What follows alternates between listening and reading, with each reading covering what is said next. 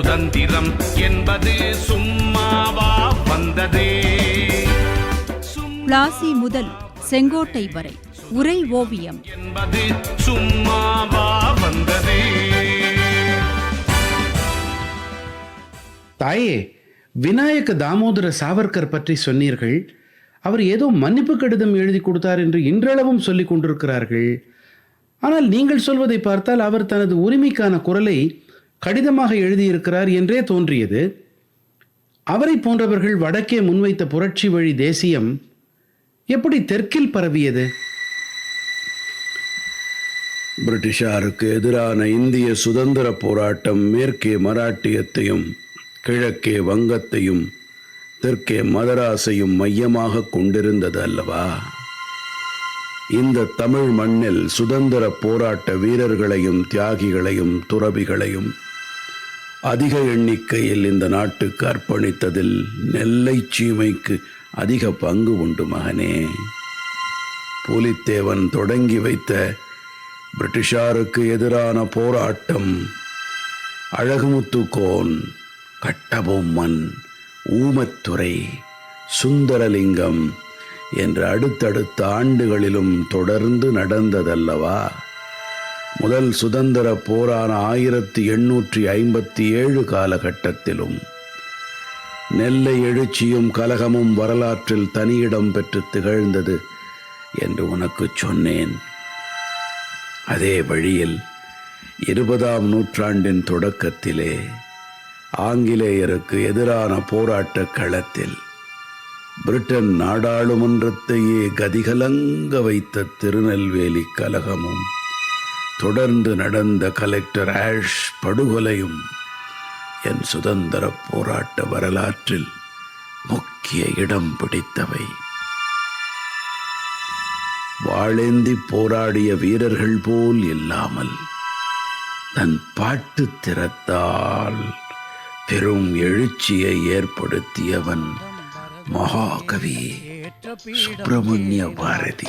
சுப்பிரமணிய பாரதிக்கு வெற்றி மாலை சூட்டுவோம்.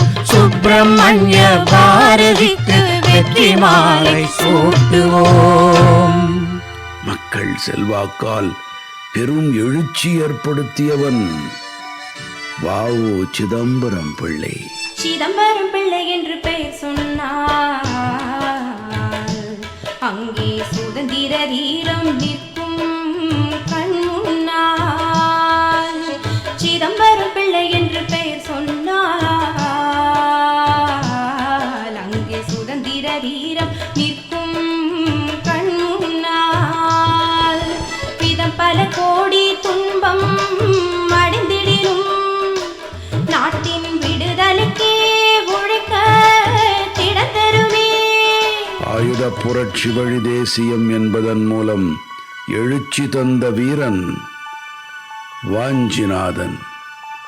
இன்னும் வாவேசு ஐயர், சுப்பிரமணிய சிவா, நீலகண்ட பிரம்மச்சாரி என இந்த வீரர்களின் வழியேதான் அரவிந்த கோஷும் திலகரும் வீர சாவர்கரும் வடக்கே ஏற்படுத்திய அந்த தாக்கம் தெற்கே பெரும் புயலாய் உருவெடுத்தது. 1906 வங்க பிரிவினையை தொடர்ந்து சுதேசி இயக்கம் வலுப்பெற்றது என்று சொன்னேன் இல்லையா? அதன் நீட்சியாக இங்கே வ.உ. சிதம்பரம் பிள்ளை மூளையாயிருக்க தூத்துக்குடி, கொழும்பு துறைமுகங்களுக்கிடையே வாடகை கப்பல்களை இயக்கும் சுதேசி கப்பல் கம்பெனியை தொடங்கினார்கள். இந்த கம்பெனிக்கு நிதி திரட்ட வ.உ.சி. உள்ளிட்ட தலைவர்கள் மதராஸ் மாகாணத்தின் பெரும்பாலான நகரங்களுக்கு சுற்றுப்பயணம் செய்தார்கள்.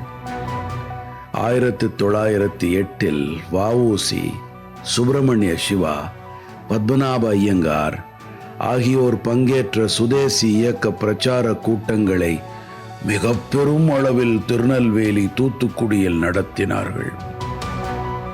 அந்த நேரம் வடக்கே விபின் சந்திர பால் விடுதலை பெற்று வெளிவந்தான். அதை கொண்டாடும் விதமாக 1908 மார்ச் 8 சுயராஜ்ய நாளாக கொண்டாடினார்கள்.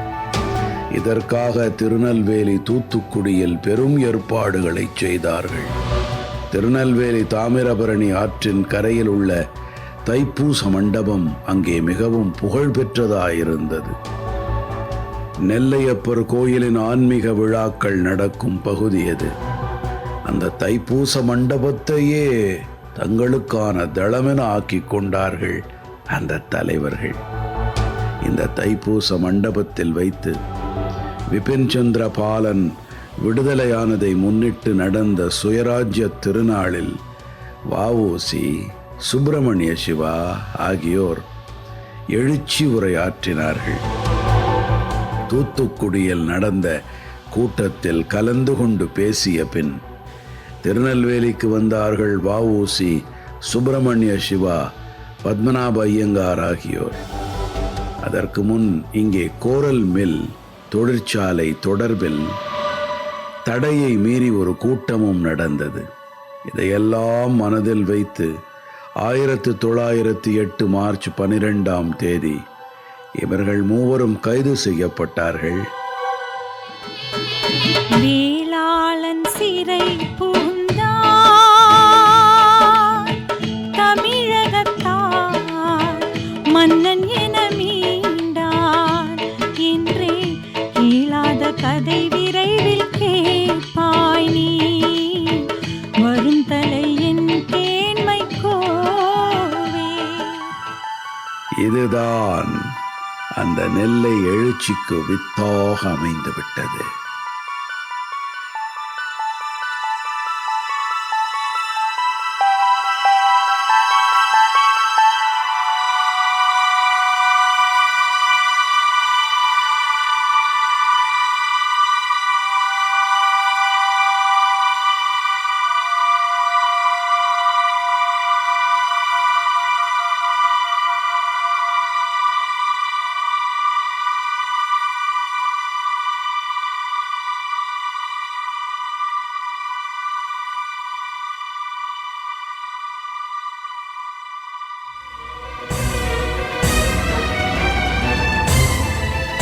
பிளாசி முதல் செங்கோட்டை வரை உரை ஓவியம் கேட்டீர்கள். எத்தனை எத்தனை தடியடியை தாங்கினர், எத்தனை எத்தனை செக்கிழுத்த